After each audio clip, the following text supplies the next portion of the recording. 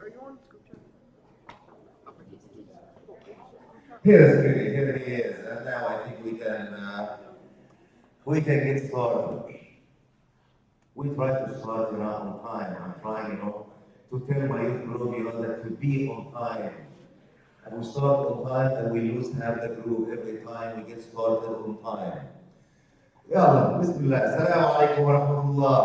Let's get started. So here, I have a lot of stuff on the table, but I would assume this is the most important thing I got with me from home. Probably you never see me coming with a notebook and a pen. Some of you may think I forgot how to write, maybe read and write. But now, the main point is I wrote this one, so while you are having the discussion, while you are presenting, I just want to make sure I take as many notes as I can. I will just get started. I do not think that, whatever I'm going to say is the most important part. Some of our youth admin should pay attention, that this one is not. One of the parents, he put it like this so that it is taking the picture of nothing. Who did this? Where he is?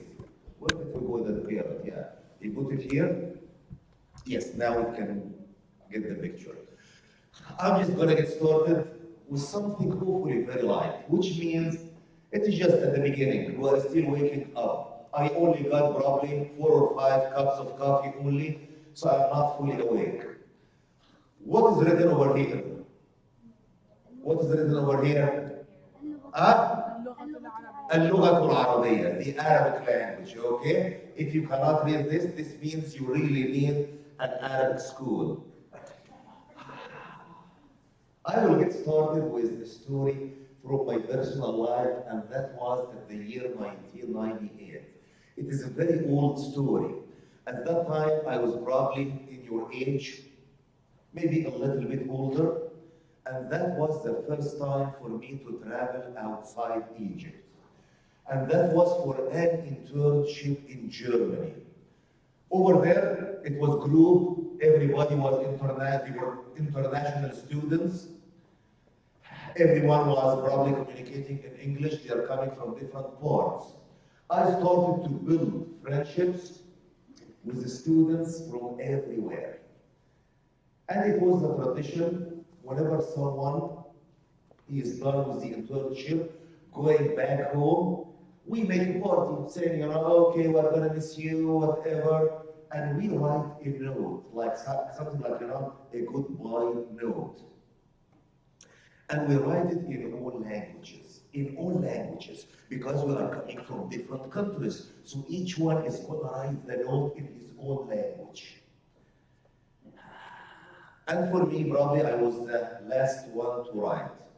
What I noticed in all languages, they wrote a long paragraph. So we wrote it in English, and then we made the translation in French, whatever, other languages. And then when it came to me to do a translation in Arabic, I figured out that I was fully able to translate this paragraph in 2 or 3 lines. Everything. So they wrote big paragraphs. But for me, when I was writing the same message in Arabic, it was 2 or 3 lines. And they kept asking me, are you sure you translated everything? We do not know Arabic. We do not know what you have written over here. And I kept promising them, yes, I translated everything. But looks like this is how my language is. Before this, when I was preparing and making some rehearsals with the youth leaders, I was giving them an advice. And I'm really scared that I'm going to be the first one to break this advice.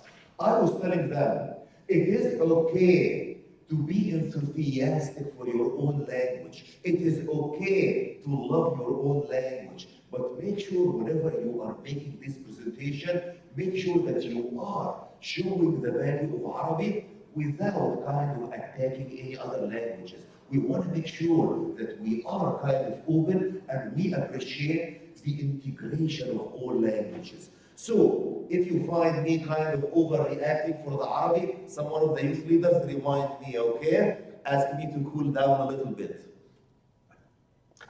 Whenever you know the Arabic language, you are open to a wealth of books.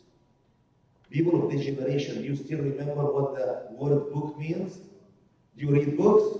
No? You read too. So there is a wealth of books that are written in Arabic. Once you know the Arabic language, you open doors for these treasures. And there is one specific book. This is the Holy Quran. And here I'm not talking from a religious perspective. Even if someone who is not Muslim, but he is coming to study Arabic, he needs to study this book. Because all the grammatical rules of Arabic, all of them, they were based on how this book was written.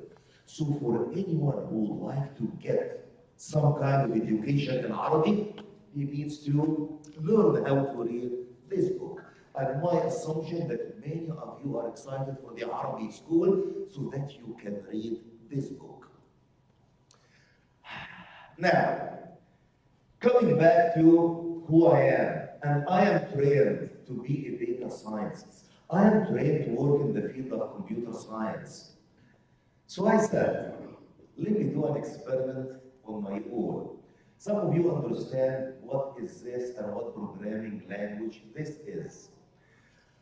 But I took the language of the Quran written in Arabic and looked to the translation, the English translation, and started to count in each verse how many words in Arabic we have and how many words in English would be needed to carry the same meaning. So this, what you can see over here on the x-axis, this is, we have 6,000 something number of verses in the Quran. Whatever you see, do you see the blue line? This is how many letters in the Arabic language. And what you see, this kind of orange line, how many words or letters in the English language to translate the same meaning. I am showing this picture to make you feel how expressive the Arabic language is. So when I was writing the letter back in 1998, and my Arabic translation was short in terms of the number of words, but carrying exactly the same meaning, I was okay. Because here is an example. You see the difference of the blue line and the orange line. We are preparing you to be the future engineers or whatever you want to be. This picture shows you how expressive the Arabic language is. Better an example, all the Tamkeeners are fully aware of. And here is where I'm going to be on the side of the Arabic language a little bit more. What is this other one? Mango juice. No, you have to say the full name. This is Ridwan's mango juice example. His name is Ridwan, over here. Many years ago, he was asking me the question, why do I need to learn Arabic? Yes, I can even read some of the books translated into English. I can even read the Quran in English or whatever. And this is the example I gave to him. And it came to my mind on the spot. I asked him, Ridwan, what is your favorite juice? And what was your favorite juice? Mango juice. Mango juice. And then I told Ridwan, imagine I have a big jar of mango juice. But I give you a small cup. And what you are allowed to do is to pour from this big jar into the small cup. You cannot take more than this cup. If you keep pouring from the big jar into the small cup, what will happen? What will happen? It will spill over. The same thing, whenever you are translating some of the text from Arabic to another language, the meaning may spill over. And this is why, whenever we show this picture, You can imagine how the translators were trying to use as many words as possible to carry the same meaning. However, if you are prepared, equipped with another language, you are opening the treasures of this knowledge. I was backtracking. Okay, so for me, because I work in academia, I work in research, and I know how numbers can be debatable over here, so I'm going to mention some numbers and then run away. Because people can debate those numbers in the academic domain. But I try to code as much as I can. Those are how many numbers or how many words in each language. For those who were too lazy to read the slides, how many words are there in the Arabic language? How many in English? How many in French? Were you late? Did you read the slides? How many? Russian 130,000. Arabic. Yeah, 1.2 memory million. test. Arabic 1.2 million. Arabic 1.2 million. Amazing, Ibrahim. Can you read it again? 12 point something million words in Arabic. English, 600,000 words. And here you can get some quotes from, actually I'm quoting from projects in Harvard University, and it was probably collaboration with Google, yes, with Google to my memory, and here is another whatever. So again, you can get a sense how many words in Arabic, how many words are in other languages. The point over here is, we are coming from a culture that is based on a rich language. I don't know if this is good or bad, but let me tell you something. The Arab people in the Arab Peninsula, if you go to the Arab Peninsula, it is nothing but desert, correct? It is desert over there, the weather is hot. So people had nothing to do other than sitting down, taking a side in the shade, and writing some poetry. That was the fun they used to do in their life. So they cared for the language. The Arabic poetry is amazing. Let me ask you a question. English is written from left to right. Arabic is written right to left.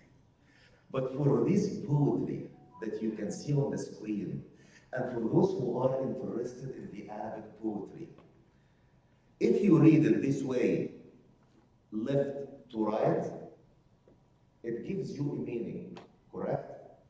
So you read the first line, right to left. Second line, right to left, and so on. This is how you read Arabic. But if you read it also top down for the first column, top down for the first column, top down for the third column, top down for the fourth column, it is exactly the same way if you read it the usual way. Can you make poetry like this?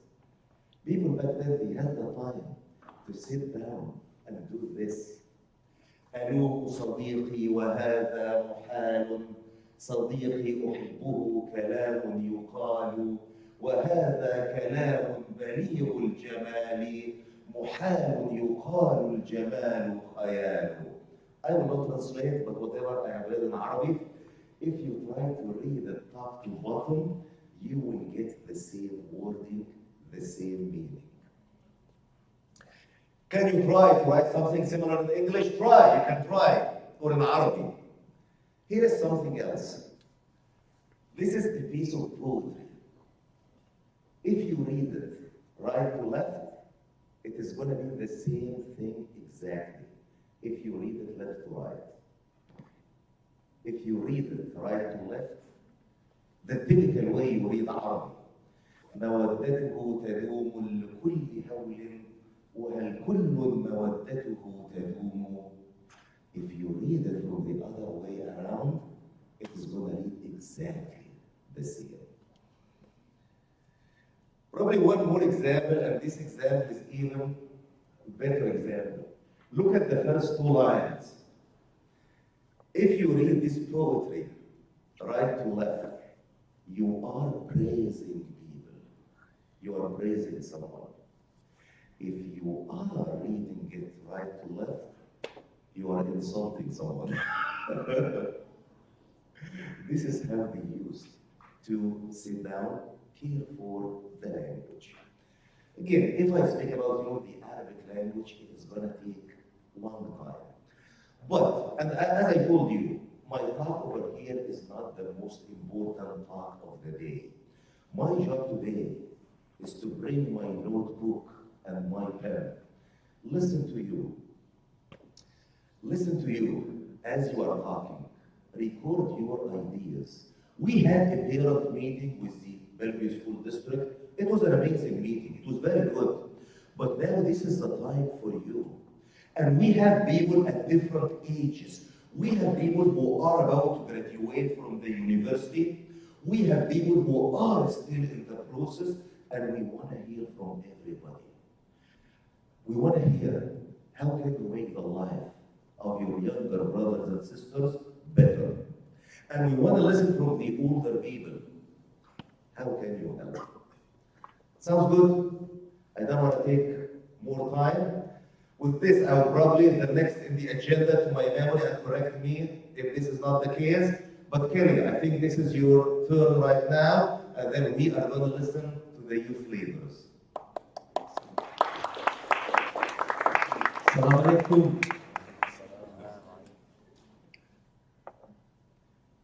Well, thank you for coming. It's great to see you all. My name is Kelly Aramaki, and I work for the Bellevue School District. I'm one of the assistant superintendents, and so I oversee like advanced learning, special education, mental health and counseling, and I get to work on innovation, so bringing new ideas to the school district. Mohammed, that was a great introduction and opening, and I just want to build on that by sharing with you a little bit of my own life. So I'm culturally half Japanese. My dad's side of the family is Japanese, and my mom's side of the family is Korean. So half Japanese, half Korean. And when I have this memory, first day of kindergarten. You know, I can't remember a lot of things, but I remember the first day of kindergarten. And I was so excited to go to school. My mom packed me a lunch. So she put a lunch in a brown paper bag. I went to school, and when I got to the lunchroom like this, everybody's taking out their lunches, and lots of the kids had lunch boxes, and I have this big QFC bag, so that big one, you know. It was very embarrassing, and it had my name on it. But for lunch, my mom packed me a rice ball. So a little ball of rice, you know, because in Asian culture, you know, we eat little rice balls and things like that.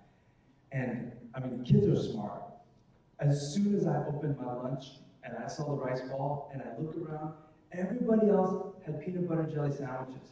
Like, that was before anybody was allergic to peanut butter. So now everybody's allergic to peanut butter, but back then, everybody had peanut butter jelly sandwiches, white bread, the peanut butter was as smooth as can be, and I had a rice ball. And the kids next to me said, "What is that?"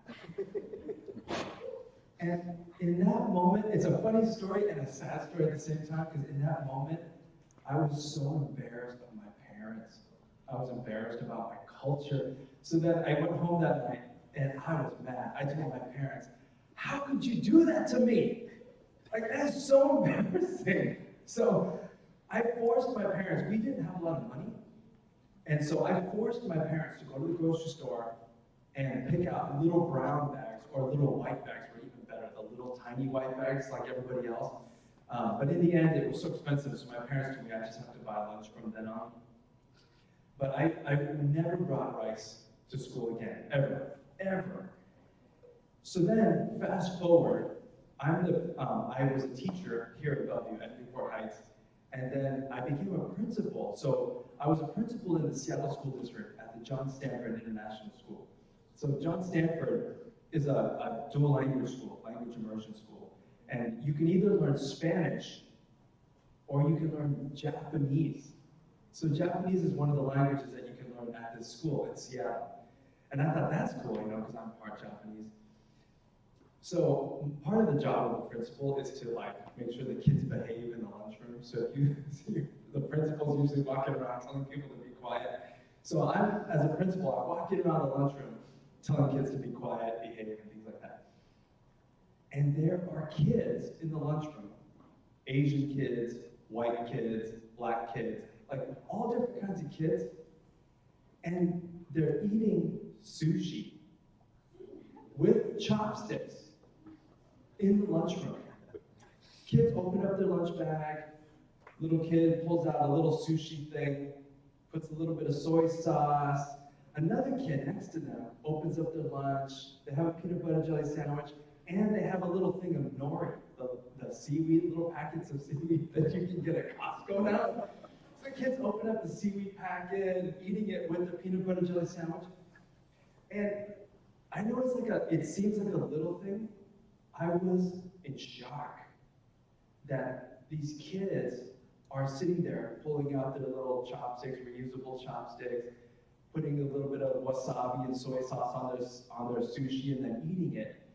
Because compared to my kindergarten first day of school, I would never have done that. I was so embarrassed to be Asian or to be different.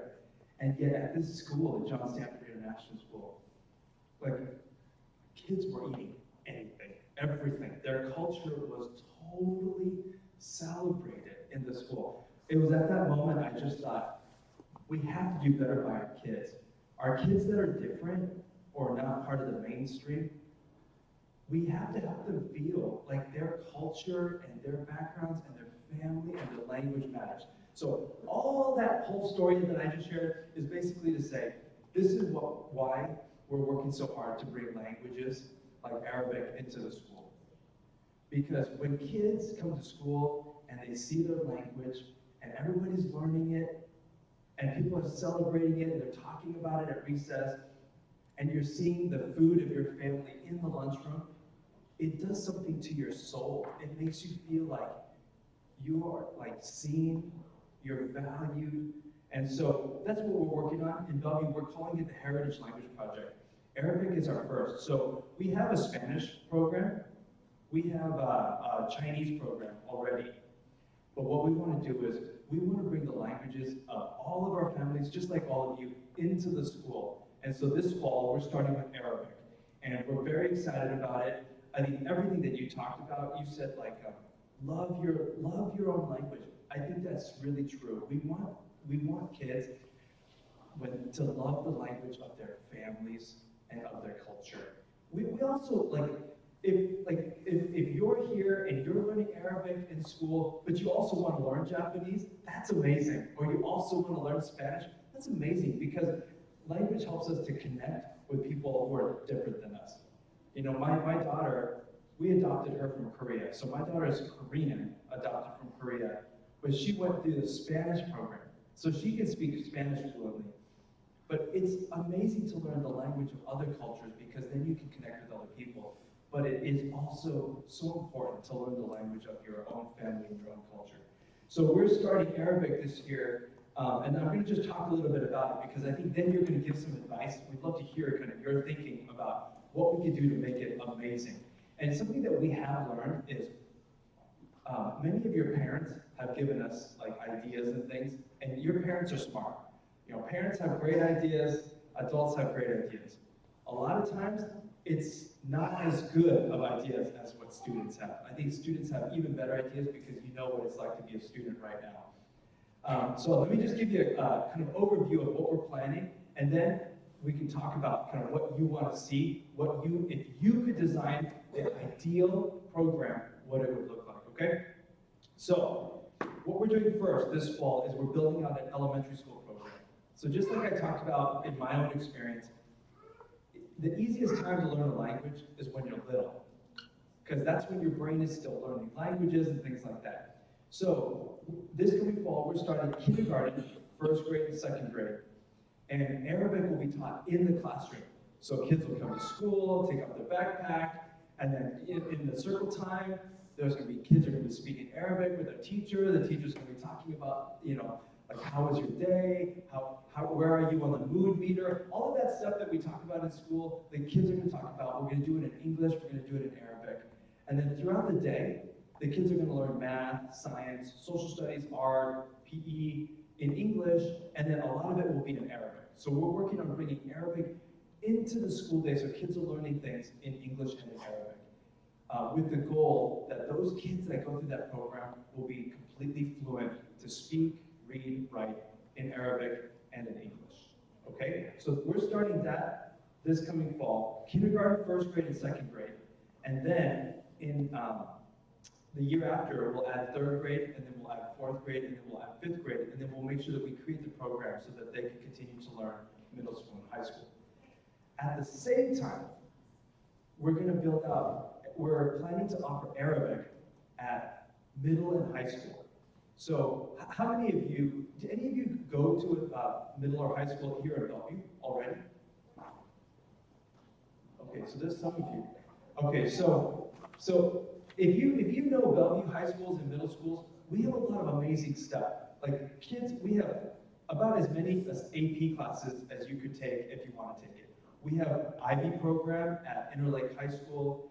On top of that, Bellevue has some of the best, most exciting classes that you can't take everywhere. We offer like horticulture, you know, like plants and stuff, you know. Kids can take classes around flight and space. Kids can take classes on like how to fix a car, we're trying to look at like adding like electric vehicle stuff. So if you're really interested in like cars and learning how to build cars and fix cars, we have that program. We also have a program on like how to do like radio and television. So if you want to be like a sportscaster, or you want to be on NPR or something, like we have programs for that. And then my colleague over here, Kristen, is we're also building out we're trying to build out an aerospace program. So if you want to learn to be like an airline pilot, or you want to learn to fly drones, or you want to learn to be like an aerospace engineer where you're actually designing like airplanes and things like that, we want to build out that program too. So high school and middle school are so exciting right now. On top of that, if you want to go to college, everybody has to learn another language. So we offer like French, we offer Chinese, we offer Spanish and things like that. But what we want to do is we want to add Arabic so that if you want to take Arabic in middle and high school, that you can take Arabic. So if you're already in high school right now or middle school, when you enroll for classes for this coming fall, you'll see Arabic as an option. So you'll want to check that so that you can take Arabic. And our plan is to keep growing the program so that, just like with the other languages, you can start getting college credits for Arabic as a language. And then what we're going to do is we're just going to continue to build out that program. And what's exciting about that is, in addition to Arabic, so we're starting that Arabic this coming fall, but after Arabic, we're excited because we're going to try to add other languages like Hindi. So a lot of our families are asking for Hindi. We're looking at Telugu, we're looking at adding Korean, we're looking at adding Russian. There's a whole bunch of different languages that we're looking at because we want to be able to offer kids opportunities to learn a whole bunch of different languages, especially if it connects to their home cultures. So we have an elementary program starting, we have a middle and high school program starting. It's going to be amazing for building community. Some of the things that we've already heard from students is kids have been telling us like, we wanted to be part of the schools that we're at. So if we go to Sammamish, or we go to Interlake or Newport, we want to be able to stay in our schools, stay with our friends, and take a language. So they've been telling us that. The other thing that we've heard from students is, like, we don't want it to be boring, and we don't want our teachers to be mean. So, kids, I think students want the language learning to be fun. And we've learned a lot about learning languages because when I was a kid and my parents tried to get me to learn Japanese and Korean, like the teachers were really strict. I mean, it's like, you're not spelling that right, you're not writing that right, it's gotta be perfect, it's gotta be like this. But the students that we've heard from already are saying, like, we want it to be fun. Like, we want to learn how to like speak and write while we're cooking and while we're, engaging in activities and things like that. So we've heard some of those things. But today, we're excited because this is the most students we've seen so far. And what we really want to hear is, as we're designing this program for elementary school, as we're designing this program for middle and high school, what would you want it to look like? If it could just be your ideal program, what would you want it to look like? If you already graduated from high school, I think it is about, think about your younger siblings, or think about your younger self. If you could have gone back and could have had a program where you could have had Arabic in school, what would you want it to look like? Okay? All right. Thank you. Thank you very much. Thanks a lot, Gary. That was amazing. And I think, all of them, they can relate more specifically when you said, teachers, they were strict on you. This is how to do it. This is how to pronounce. They have all suffered from this, and they are looking forward for a change in the way that they are learning. So, thanks a lot, Kelly. And now, I think the agenda for today, we are going to get started with 2 talks, and then we have, to these talks, it is going to be also kind of motivational, show how they are excited. So I'm going to get started with Leah, then with Noor, and then we have series of kind of 5-minute presentations.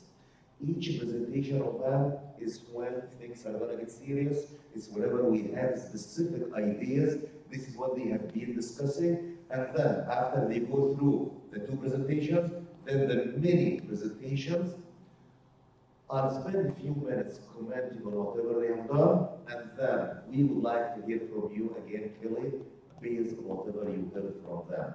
And from this point forward, we build some kind of a plan where we can take some action items. Sounds good? Okay, yeah.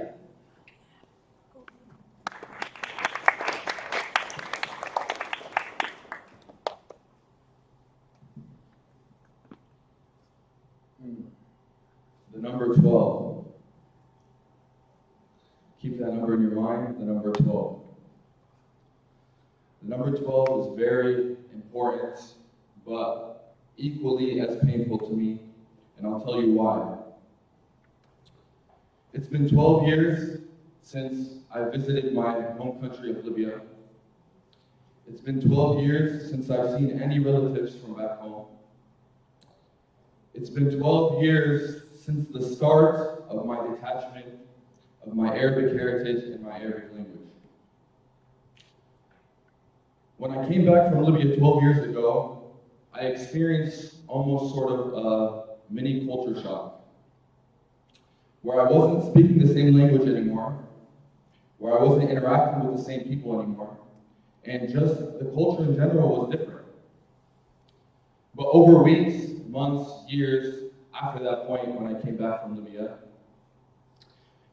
everything that wasn't normal in not speaking Arabic in that culture just became very normal. Over time, everything just became very normal when I came back. And this became very evident when my 2 younger sisters were born. And I have 2 older brothers as well. You can imagine how much Arabic they had with them as well. If the 2 older brothers, or the 3 older brothers, they're not speaking any Arabic, and they're not keeping any of that Arabic heritage, you could imagine what would happen with the 2 younger sisters. So you can just see that in just one generation, imagine, just in one generation, how almost all Arabic language was lost, and almost all Arabic identity was lost in general. And we feel as Tamkeen youth leaders that it's our responsibility to really support and help as much as we can programs like the Bellevue School District are doing with the Arabic and Heritage programs. We believe it's our responsibility to help as much as we can because we don't want another situation like me, right guys? Right? So if there is one thing I just want to leave you guys with, and it's one sentence. One sentence that I want to leave you guys with. And I know my short speech was very boring, but just remember this one sentence, okay? If you lose your language, you lose your identity. I'm going to say it one more time.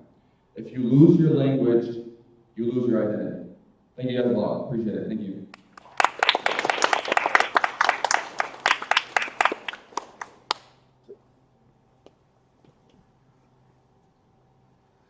Thanks a lot, Leah. Yeah, I want to make sure we do not have more Leahs again in the future. We would love to have more Leahs. You're amazing, Leah, and you've been really, really cornerstone of this group. You can advance the slides.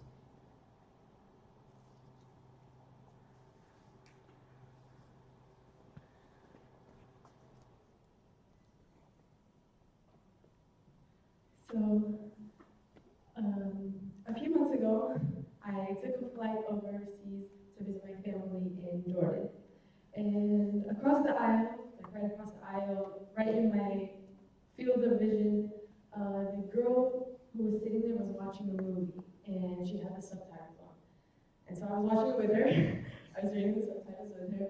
And the movie was about this brown girl, this Indian girl, who was talking to a guy to get married. And she would, every time she would talk to somebody, she would talk to Indian guys, and she would make it seem like she was all connected to her culture and her language, and that she was, you know, a very traditional Indian girl. And then later, the guy finds out that actually this was all fake, and she wasn't actually connected to her culture. Her parents were just making her, you know, act like she was, and that she had a connection to her heritage, and in reality, she was kind of living this rebellious college girl lifestyle. And the guy actually like falls in love with her, and they like whatever. But I was the hate of the movie. I didn't like it because there's a stereotype that's pushed really hard of youth rejecting their parents' culture because it's not cool. And it's really forced on us from Hollywood, and it's quite honestly pretty racist. And they're not even accurate. Like, I don't think this stereotype is accurate. From my experience, it has been the youth who are at the forefront of preserving their culture and their holding on to their cultural heritage and language. So I've been very involved in both the Lovey School District and the Snohomish High School, because I went to the Lovey School District. I attended Snohomish High School. I was pretty involved. I was nervous to say that. And I work a lot with youth of color. And I'm also very involved with Tamkeen, where I work a lot with Muslim youth. So in my experience with both those populations, it has always been the youth who are at the forefront of preserving their language and preserving their culture.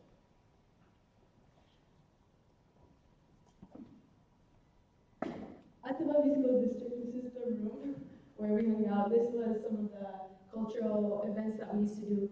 What I saw was youth organizing and volunteering at cultural events, bringing cultural food to school, teaching each other words from their languages, writing their names in their language, like on the whiteboards, and just really holding on to their language. And I know Saida remembers a lot of this.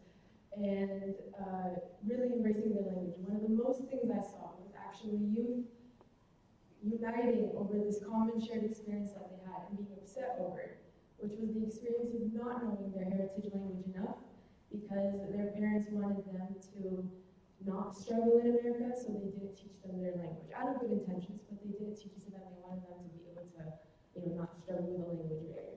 And youth were upset about this because they did, you know, they wanted to have that cultural heritage, that cultural language. And this youth embracing their culture, I also saw it in Tamkeen. Youth, a lot of our Sikh language classes outside of like extracurricular hours, they put in extra time to take Arabic classes over Zoom with like people overseas, like they're taking it really from the source.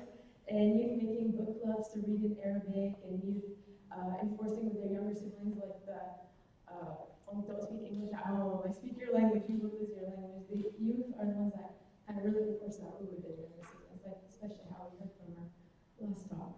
So I argue that today's youth are more keen on preserving their heritage and their cultural language. They're more, you know, they're more keen on preserving that, sometimes even more than their immigrant parents are. And this is because it is us, the youth, who really understand how much our cultural language and heritage is under threat. We understand how very possible it is that we might lose our cultural language, our heritage language, because when we just don't have that many spaces to speak here. We speak English at school, at the stores, sometimes even at home. And the media is trying to convince you to rebel against your heritage sometimes in some of these movies that we're seeing. youth play the unique role of a bridge. So we're raised here from childhood. Some of us have been born here, and we really know what it's like to be from here. And we also go home to a cultural home, a home where our heritage is, thrives in our household. So we really are comfortable in both situations, and we're very familiar with both, closer to both of them than really anybody else is. So we recognize the beauty of being bilingual and being multilingual and being multicultural, because it's not just about language, it's about culture as well. Sorry. It's about culture as well. So I think that, being a youth from being a child of immigrants is not just about being like a Google Translate, like being able to translate. It's about being more like a Wikipedia. Like you not only know the language, but you know the culture that comes with it. So I thrive in American friend groups. I also thrive in Arab friend groups. I get American jokes. I get Arabic jokes. So it's really a cultural thing. And I know the norms of different cultures, and we assimilate in and out of them seamlessly. And we really bridge the gaps, not just between languages, but between people too. And as youth, we can connect the younger generation to their language and make them really enjoy it, make it fun, make it appealing. Our older, our parents and our teachers, they can teach us the heritage language, but as youth, we play the trendsetter role, and so we can really make learning your heritage language cool. It's us, the older youth, who can really enforce our language and make it something to be proud of. Because to us, the youth, who know how much is under threat. Again, this is why we really play this important role. We know the ugly feeling of forgetting a word in your native tongue, but knowing it in English. And we know the ugly feeling of being on the phone with a family member overseas, and you just don't know how to put complex sentences together. And we know the feeling of watching a movie and seeing that it's trying to brainwash you into thinking that your language is not cool. I think this Arabic school is a really wonderful idea. It's the bridge between our two cultures embodied. And we, the youth, know more than anybody else how much we really need this. So for the youth, I encourage you, I ask you that you rally fellow youth and collaborate with the district and with our community leaders to really,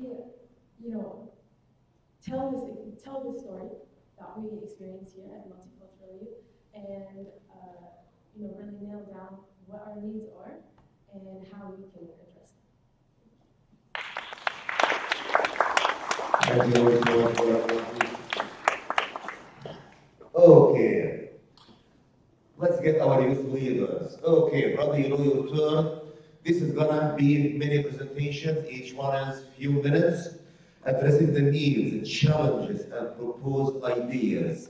Who is gonna be the first one? Omar.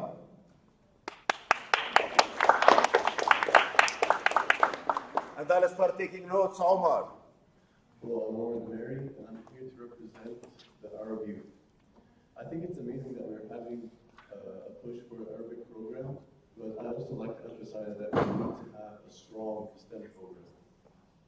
You will find that the Arab youth collectively treasure the language of Arabic, as we've seen with our previous presenters, and the very core of the Arabic community is the Arabic language.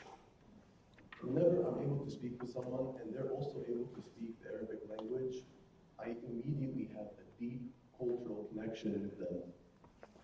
We as Arab youth have had a deficit of publicly available Arabic programs for quite some time. And on a personal level for me, a program such as the Arabic language studies that we've provided by the school is such a program that we've been longing for. And on a personal level for me, whenever we have these gatherings, when we're all with our friends and family, and we're all just having a great time together, and there's someone who struggles speaking Arabic in that setting, I feel sorry for them. They feel lonely and they feel detached from the community that they consider as their family. We do not want to repeat that for our upcoming Arab youth. We do not want to be just like any other language course that the student would take seriously in school, learn forget it and not use it outside of class or home. We want our youth to be closely held together by the Arabic language. STEM is also a big part of the Arabic community. I cannot tell you of how many projects and clubs I've been in, such as coding and robotics club, I've been able to have here in their community with mentors that I consider as my aunts and uncles to this very day. So STEM has been a very big part alongside with Arabic for the Arabic community. We as a public school need to be accessible and open for all our families that are interested in the school. We cannot have a weak Arabic program but strong STEM program, and we cannot have a strong Arabic program but a weak STEM program.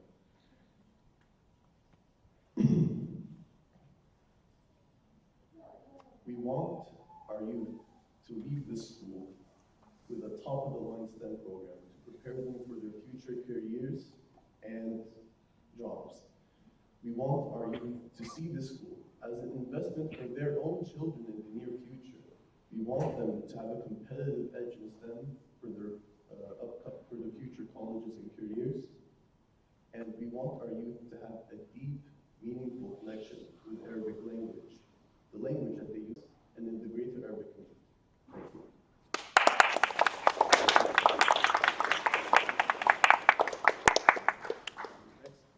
Thank you. Next on the line, who do we have next? Rowan.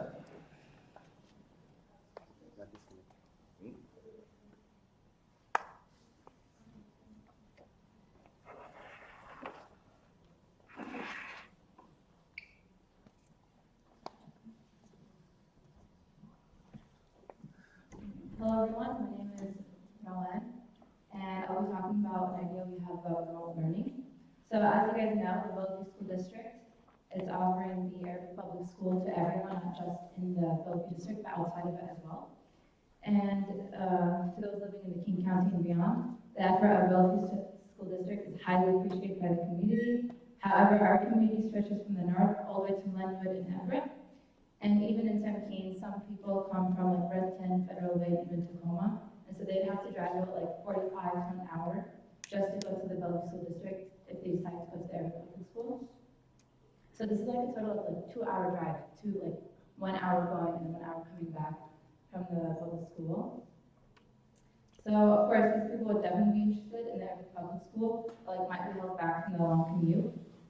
So until their own school districts are inspired by the steps taken by the Bellevue School District, can the Arabic Public School and the Bellevue School District offer part of its education like online? So it can be like hybrid, where sometimes it can be, some main courses can be like online, others can be in person. And another example could be like, you can have like Arabic classes that are offered in the Bellevue School District can be online to those living far away, and they can probably join. Another idea could be like clubs. You can have like after-school clubs that can be online for everyone to join. It can be like a robotics class online where the school district can send equipment needed to those living far away and to like follow instruction through Zoom call. And the reason why we're giving out these ideas is because we think it's important to think about those who may not be able to come to a school that values their culture and language. And yeah, this is just like an idea we have. So yeah, thank you.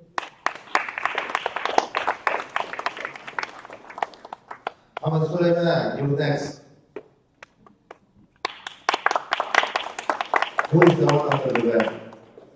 Yeah, that's one of our youth leaders. So, assalamu alaikum, my name is Ahmed Suleiman, and I'll be talking about transportation.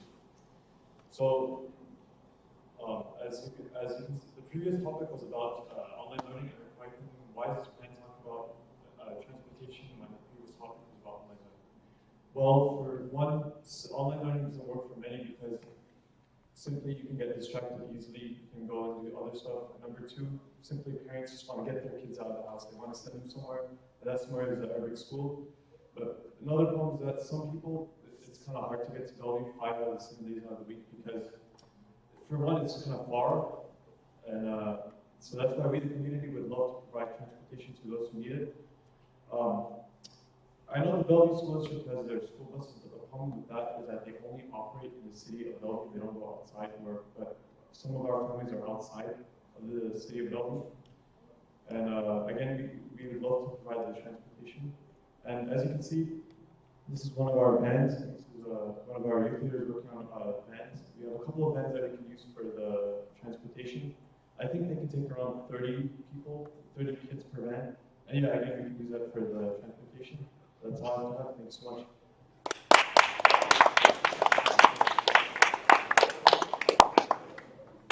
Thank you. Amira.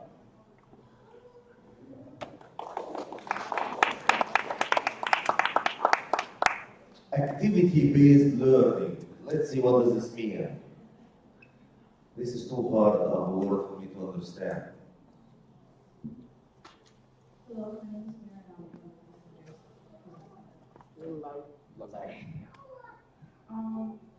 Being bilingual not only gives you a look into the culture that you're learning and understanding.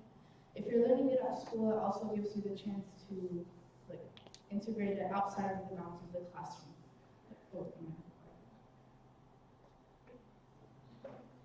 Okay. It gives you a chance to integrate it outside of the classrooms. For example, like recess games, if you're like the kids are playing rock, paper, scissors, or hopscotch or whatever, they'll learn common phrases like, oh, go, or like, pass me the balls, things like that. Or like common phrases like yes, no, thank you, etc. And if after school programs, as previously mentioned, are integrated, they can learn more phrases, such as like maybe like if they're in like robotics, maybe like engineering words or whatever. Let's see. This is also useful in memorization and also understanding common phrases that may be used outside of the classroom that they can use for example, like I'm Arab and I have an Arab family and I have parents that are from Libya that can speak Arabic. And so if I learn certain words, like I kind of know common phrases and common Arab friend that may be in that classroom using common phrases like instead of the Arabic teacher saying hello when they walk in the classroom, they can say like ahlan instead of alaykum, something like that. And this memorization, since Arabic, as mentioned as the first point, is a complex language, it can Engaging with cultural groups and working on serving them allows students to expand their cultural competence and is part of their educational experience. School is the foundation of community involvement. It's where children and parents interact and learn how to be successful members of society. And education allows societies to thrive and progress. And part of that education process is community engagement, or community service. This Arabic school can help bring more Arab students closer to their communities by participating in community service events. As an Arabic speaker myself, who attended public school my entire life, I never really had the urge to participate in community service events or other extracurricular activities after school. And this was mainly because I didn't really have people around me that I could relate to or I could engage with that had a similar culture to me. And as a result, I was distanced from the broader community around me, and I didn't get a chance to participate in these activities that I wanted to participate in. Many Arab immigrants who do not speak fluent English can also relate to this.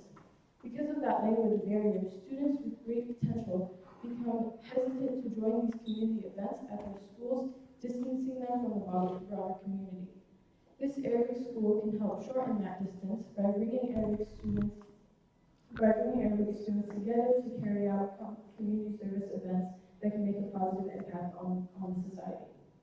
These events and activities can include serving the Arab immigrant and refugee communities, hosting food and clothes drives, and much more. Part of learning the Arabic culture makes us culturally competent to volunteer with Arab communities and provide community empowerment and support. As helpful, competent volunteers serving the Arab community, we become ambassadors for this school. The people we serve see the type of youth that school breeds, which is well-rounded students who care about their skills in service, leadership, and education, and this improves the popularity of the school. The Arabic community will see the value of the school and will flock to it, which means securing a pipeline of students and a pipeline of graduates and who will become productive members of the Arabic community and the greater Bellevue School District and Washington community at large. Thank you, Flavia. And I'm assuming, all the our Bellevue school district officials over here and teachers, they're trying to focus on each slide because there's going to be a quiz for each slide of those ones. Get ready. No, I'm taking the notes, and then we're going to back to each slide, and then we are going to discuss each slide and how we can work on this. Khadija.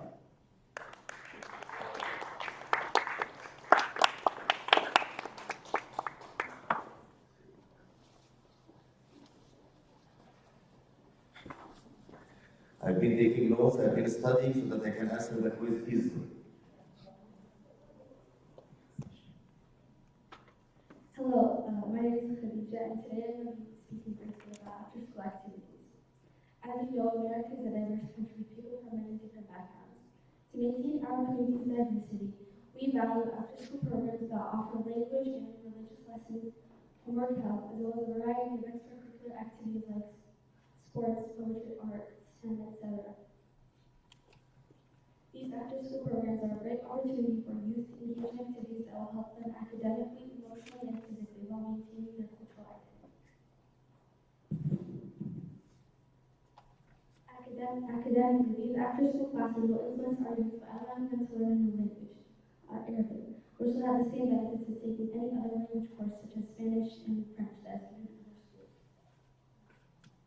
It will help them earn credits for high school while also becoming multilingual. The after-school programs will also offer religious classes that will teach our youth about our religion that forms a big part of our culture, which is a pressing need by our community. Our parents drive us after school for long commutes to learn our bases of religion. How awesome would it be to have an after-school program at the same place? Parents would love it. That will also be in the same way we are taught about Christianity or Hinduism and other public schools. In addition, we would like to propose the idea of having a STEM/robotics evening class to be offered to students of the school. If given an opportunity, our community can do wonders. Take, for example, a nonprofit Muslim institution of technology that has given a 4-year scholarship for a winning team in a technology competition.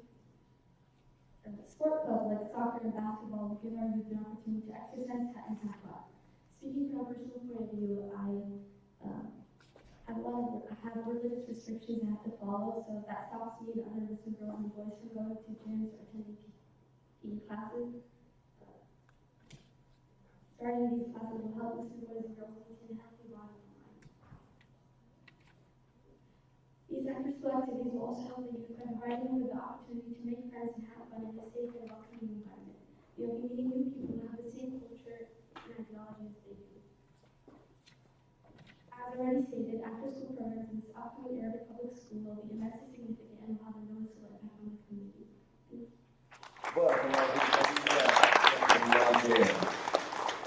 And the last one before we start our quizzes. Ridwan, are you going to talk about the mango juice or something else?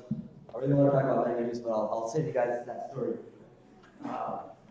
Hello, my name is Rizwan. I'm currently a student at the University of Washington. What the Bellevue School District has been doing so far is fantastic for the K-12 educational time span. But how do we ensure that we are protecting our investment? We have a big problem nowadays with youth, mainly in high school and in the college, where they are, losing their connection to their culture and their heritage. This is because during this time in their lives, they are, questioning, themselves and where they belong. And so it's really important for us to establish that framework and to make sure that their cultural connection stays with them throughout their lives. So in this slide, I want to quickly talk about time period of ending of high school into college and how we can sort of ensure that students stay connected to their culture. And one way to address this problem is to establish connections with high school students, with current university students and mentors. What this would allow is that students would feel be in an environment where they're similar cultures and people with similar ideologies, and that would make them feel more welcome And because these people would be sort of, older than them in university, the younger ones would feel more motivated to pursue higher education themselves.